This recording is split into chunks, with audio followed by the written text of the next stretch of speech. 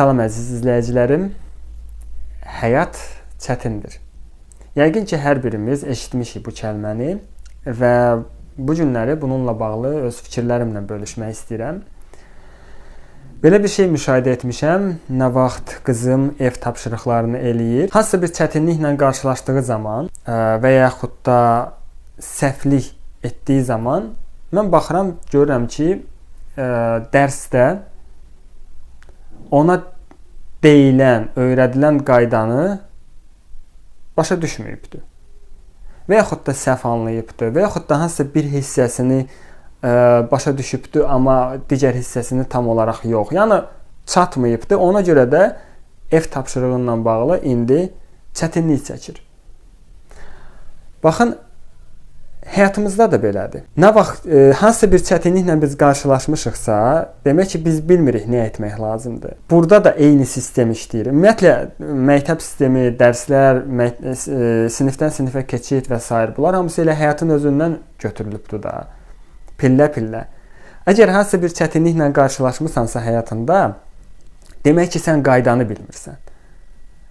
Qaydanı nə etmək lazımdır? Öyrənmək.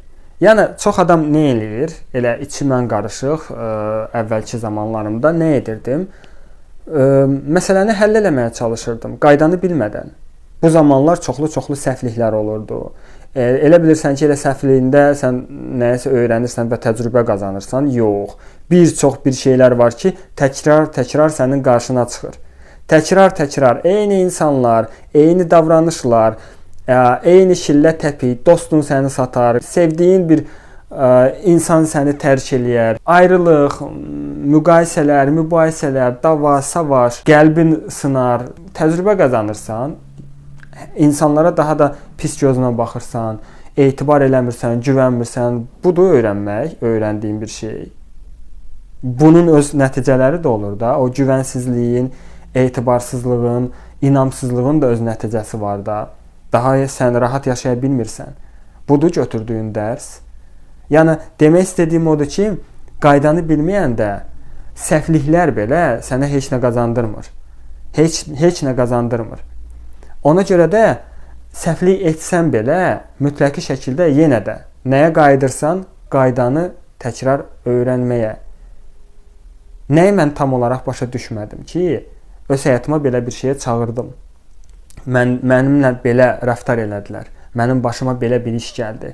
Başqaları günahkarı yox, yəni insan məni satdı, insanlar indi bütün hamısı etibarsızdır. Bəlkə mən ağılsızam, məsələn.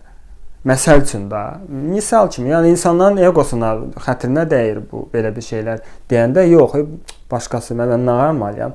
Və bəzən hansısa bir insan öz problemini danışanda, həqiqətən də görürsən ki, onun baxdığı baxış bucağından, onun yanaşmağından bu problemə həlli yoxdur. Həqiqətən də baxırsan ki, o danışdığı bir yerdə başqaları günahkardır. Yəni, ona qarşı haqsızlıq edildi, ona qarşı satqınlıq edildi, o aldadıldı, ona qarşı pislik oldu da, qısası belə deyək. O baxış bucağından, yəni, o tərəfdən gəldi zərbə. Yəni, zahiri bir şeylər sanki hər şeyi məhv elədi. Amma əgər insan öyrənsə, yəni imanla öz üzərində işləsə, bax, artıq yüksəldikcə artıq daha aydın görmək olacaq, artıq daha uzaq görmək olacaq və bir çox şeyi başa düşmək olacaq. Nə vaxt ki, sən o qayda qanunları araşdırırsan, öyrənirsən, həyat daha da asanlaşır.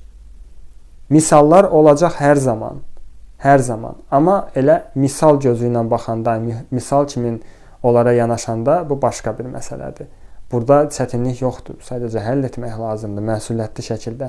Amma nə vaxt ki, problem görürsən, həll edilməyən bir məsələ görürsən və çətindir sənə, çətindir. O çətinliyə qarşı da çətinlik gələcək. Nə vaxta qədər ki, qaydasını öyrənməyəcəksən. Və belə, əziz insanlar, ümid edirəm bu video doğru zamanda, doğru ünvanlara çatacaq və faydalı olacaq. Hər bir halda bu niyyətlə çəkilibdir. Təşəkkür edirəm onu izlədiyiniz üçün, zaman ayırdınız. Sağ olun, salamat qalasınız, özünüzə yaxşı baxın. Özünüzə.